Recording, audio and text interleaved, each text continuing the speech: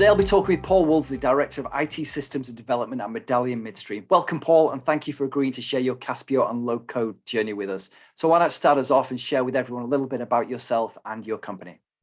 Yeah, sure. Thanks for having me, and great name, by the way. It's something we share. So yeah, as you said, I am the Director of IT Systems and Development over at Medallion Midstream. We are an oil pipeline company based out of Irving, Texas, with our major footprint is over in the Midland area. We own and operate miles and miles and miles worth of pipeline underground transporting natural resources from point A to point B. Type of thing. We have lots of customers in the form of producers, people that go out and mine these minerals, as well as marketers, those that will pick it up, buy it, and resell it, and things like that. So a little bit about myself. I've been in the energy industry for a couple decades now. I started off in accounting for a few years and then graduated over to IT because my boss at the time thought that I was good at Excel. And so, little did I know at that time that had almost nothing to do with IT, but I did have a propensity for technology and have really kind of, made my mark in that ecosphere or, that nature. So I tend to really dwell on the application side of things in IT instead of the infrastructure, networking, and things like that. Getting my start in the world of accounting with ERP systems, working with those types of things in software was kind of a natural transition for me. And so I really gravitate towards that side of the IT world. And I really like developing new things, new workflows. Data integration is really my forte. Yeah. No, thank you for sharing that. I think I think what's interesting about kind of your story and your backstory is that you used to use Caspio at your previous company before you moved to Medallion Midstream. So kind of what was the driver when you were looking at your new company? What was the kind of goals you were looking to achieve and what was the problems you were looking to overcome? Well, it's the two stories are similar but different. At my old company, the old company had a plethora of different lines of businesses and things like that. And then the downturn happened in the gas prices. There's primarily natural gas. Yeah. All of those businesses kind of were being divested, except for their core one. So with all of that, when you have divestitures and things, a lot of your core systems don't go away. And so that can be a huge challenge for IT in that you are still, expected to support all these systems and even continue to develop. But at the same time, you're understandably not going to have the same staff. So we started looking into the low code there, and we spent months and months evaluating everything we could possibly get our hands on or get aware. And we looked at everything on the quadrant and everything like that. Mm. And eventually settled on Caspio for a multitude of different reasons because it was just kind of the best of everything.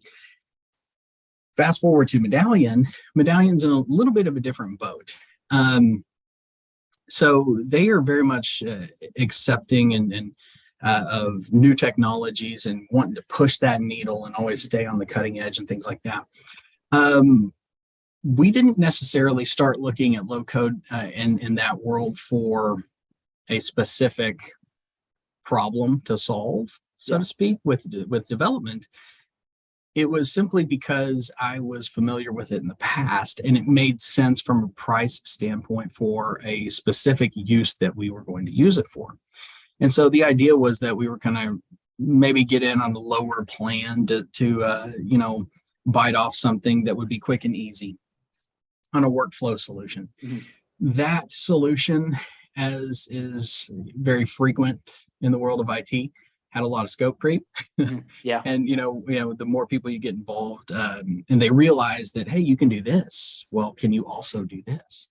And so that just kept growing and growing. And then all of a sudden it was very apparent that, man, we're going to need a full blown corporate plan on this. Yeah.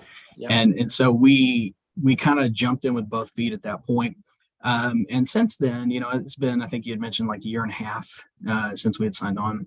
We have developed multiple line of business applications, workflows, every different part of the scale you can think of, from the small, tiny one-off application with a, one or two data pages, all the way up to we have a behemoth of an application that we actually engage professional services with.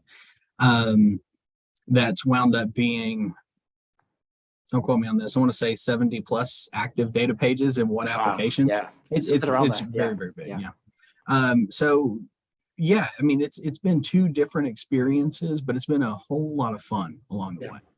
Yeah, because you upgraded your plan, was it April, I think it was, of last year. So you upgraded to one of our corporate plans as well. So that's great to see as well. But I think from what I'm thinking about is with when you've worked at your previous company and your new company, are you seeing a different type of benefit that you're receiving working with Caspio, or is it very similar? Like you said, it sounds like it was very similar requirements, but slightly differently as well. I think it's very similar is what we're seeing. And that is, we're continuously asked, well, can you do this? Can you do this? Can you do this? And Caspio's just kind of made it very easy to say yes. And yes, we can. It's really funny. I can say this now because I'm kind of an old hand in regards to low code in the marketplace, is that you might think in terms of it, ask the question, did it actually solve a problem? Yeah. Because at the end, you can say, well, no, it didn't. It just made me a lot more effective. Yeah. And so I'm coming to this with, I'm not a citizen developer, right? I'm IT. So I do this for a living. As citizen developers, yes, it will absolutely solve problems all day long. For IT, it really just makes us more effective. And where I'm going with that is in the traditional days of development, where you have your own developers and they're your team, whatever, and even consultants, and they have JavaScript and they're doing all kinds of stuff. The time to market is extreme compared to low code. Yeah. But with low code and those same technical people who can create, I can create 10 tables, full on SQL tables now in Caspio, maybe 30 minutes max, and that's got all the bells and whistles on it. The demand doesn't slow down just because you can do it much faster. The demand kind of, what we've seen is makes up for that gap. Yeah. And so now I can develop 5 or 6 applications in the time that it used to take me to develop one, but now they're asking for 40 applications instead of 5. Yeah. Yeah. And so it makes us a lot more effective, which absolutely contributes to the bottom line. But it's that same type of experience I've had with it here and there, and two different scales altogether. No, it's good to hear. So what does the application do, Paul? Which one? Yeah, you've got several, I know. Yeah, we do have a lot. Yeah. I'll take you through some of them as an example, and we've got every different end of the spectrum here. So one that I personally believe that every company in the world needs is what I call the work desk. So think in terms of a traditional IT help desk system where you have a problem and you need to log on or something like that, or send an email, and it tracks the task, the response. It responds back to you through email saying, hey, we received it. Here's a link to go in, update the ticket, things like that.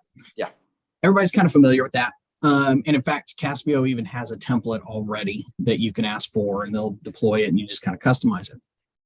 So because we're on the corporate plan, I have a whole lot of other bells and whistles on the account and things like that, single sign-on and everything. We actually have Active Directory integration directly with Caspio. So somebody's hired today, a couple hours later, they're going to show up in our system in Caspio automatically in the right groups, everything. So I had this epiphany, and that was, if I have that file with Active Directory embedded in Caspio, and I have every single user that we have in the company, well, I also have their manager, their contact information, their department that they're in. And so you can begin to create all of these different tables like priority, type, category, subtype, whatever. Make every single one of those tables and, field level security, row level security, based off of views that you create that includes that department that each person's in. Yeah. So what you do is you can create, and this is what we did or created, the Medallion Work Desk, Mhm. which is it's not an IT help desk. It's not a help desk. It's a work desk, but it functions like an IT help desk. So every single department in the company has the same platform now to manage all of their work. So they can create a new task instead of a request or a ticket or something like that. They can 100% customize it, create their own categories, subcategories, priorities, everything, due date, rules, things like that. And since everything is row level security based on their department, every single department now gets their own custom environment to manage their daily work. So if they want to use it for a help desk system in regards to HR is a great one that usually needs a help desk system, or even IT or anything like that. Meanwhile, your purchasing department can simply use it to track their purchase requests and POs and things like that. So that was a big success. Really, really cool too, technology there. We have a whole bunch of other ones. In our industry, inspections are huge, and they're pretty much mandated. Railroad Commission, things like that. So we have a lot of these that are maintenance forms, and they're intelligent forms. So our guys can go out and inspect a facility or a pipeline or something like that, and they can take a picture. If they see a problem, and it attaches it to the maintenance ticket. It's even intelligent to where it will, they say, yes, I found this issue. It will prompt up and tell them what to do. And so that is a completely separate application. But the cool thing is with Caspio, again, since everything's contained and you're using the same tables, the same user base, things like that, different security groups. Okay, then we found out if you do have an issue that you've identified that needs to be worked on, something like that, we could then take that through a triggered action and create an actual task in the Work Desk app. Yeah. And assign it out and things like that. So now you're closing that gap on work, right? It's all contained within the Caspio environment. Do you want me to keep going?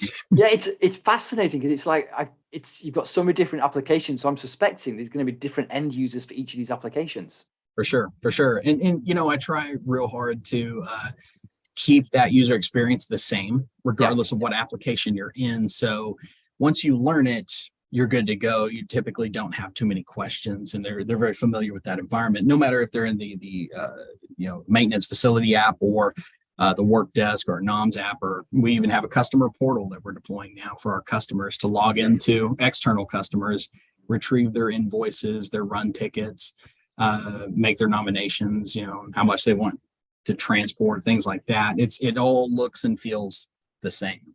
Yeah, it's you got me thinking actually, because you've got so many different applications, you've got different end users, and you're really technically minded. So I know some of our customers are not as technically minded. They're concentrating on building just the one application, but they're still needing some expertise. So that's where our professional services team can really help them. And I know you've worked with them over a number of years now. Kind of what's your experience with working with them? Well, it was, I'd be 100% honest. It was both good and bad in different ways. The overall, impression that I got, or feeling I got, or the value that I got, was clearly a success. And there is, hindsight is there's no way we could have possibly pulled off what we needed to pull off without engaging them. Yeah, they were incredibly effective. What we struggled with initially, and this would have happened no matter who we engaged, was what we engaged them on was so incredibly complex that it was very, very difficult to go through all of the different requirements and push over that understanding to where they got it in their head that, okay, I get what you're trying to do, let's develop everything out there. But that's not routine at all. I would not expect anyone out there really to engage Caspio Professional Services at the level of complexity that we did. One of my jokes was, if you had printed out one of the triggered actions that we're on the 17th floor up here, if you printed out one of those triggered actions that Caspio built for us on one of our tables, it'd probably reach the ground level.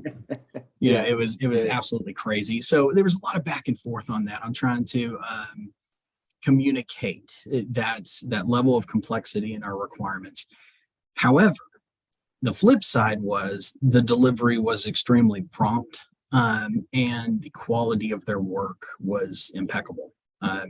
And so, you truly do have some very technical people that work for you. And I can say that because I am technical, Yeah. and I was able to actually police what they were doing and even learned a few things myself. Yeah.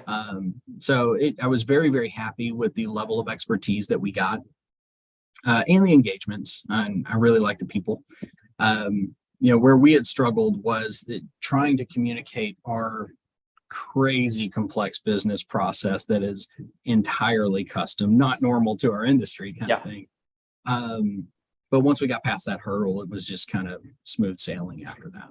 No, it's good to hear. It's I always say this to customers, because I get involved at a very early stage with a lot of new customers that come on board, is that the application can be very unique, and what might seem simple to the customer, actually, when you go deeper and deeper into it, can actually be quite complex. And that's where I think the beauty of our professional services team is that they've built so many applications working hand in hand with so many different customers. There might be a different way that they can come up with a similar idea, if that makes sense, or a quicker way of going to market. So I think working hand in hand, what I find with professional services from Caspio and customers, especially the technically minded ones, is that it's kind of a meeting of two minds, and it's sharing that information and best practices and moving it forward that way. But no, it's good to hear that feedback. And I think it's always useful for customers that are considering low code and Caspio, thinking, is this going to be too complicated for me? Actually, we've got a services team and a professional services team to support you all the way.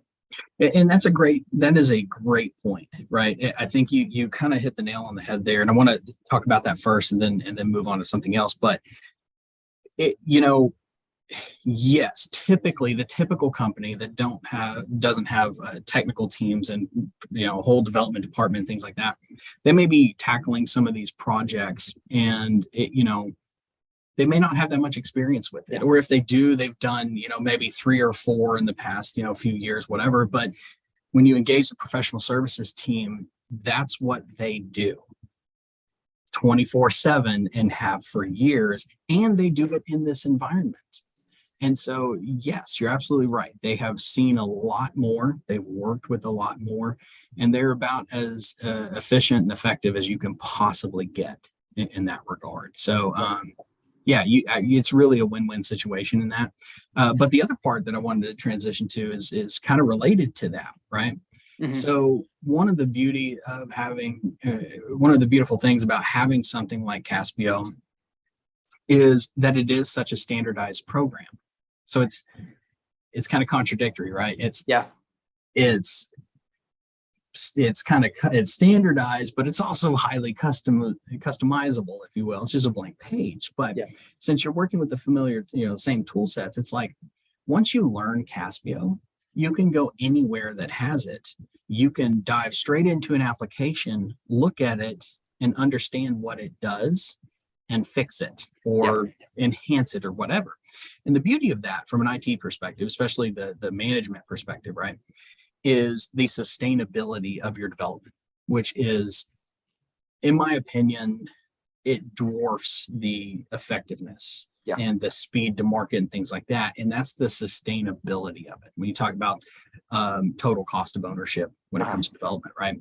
So if I custom develop an application in-house, 100% custom, not using low code, if something happens to my resources, whether it be divestiture, whatever it is, turnover, trying to onboard someone else and then teach them all of the ins and outs, that might take more than a year to do it fully.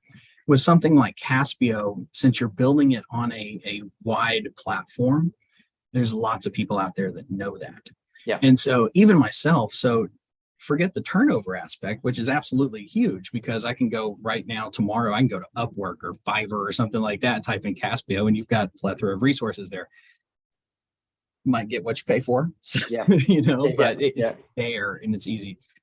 So the other part of it too is you can absolutely use that as a very easy, very quick extension of your in-house services. So now I can augment my in-house services by using Caspio professional services. Even though I'm still here, I've had no turnover. It's Mhm. just, man, I've got all these projects. Caspio, can you just remote into my system and build this one for me while I'm building this?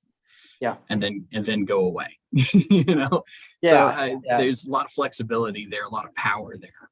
Yeah, it's kind of interesting what you're saying there, because you reminded me of a customer I spoke to earlier this week, and they were a new customer that was coming on board, and they were believing that their application was very unique. And when I explained, look, we've got 15,000 customers here, ranging from small startups right up to Fortune 100 companies.